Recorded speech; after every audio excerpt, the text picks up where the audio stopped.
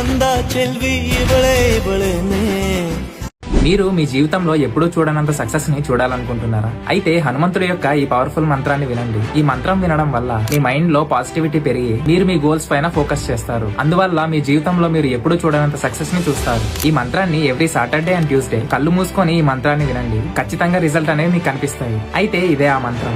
ఓం నమో హనుమతే రుద్రావతారాయ సర్వశత్రు సంహారణాయ సర్వ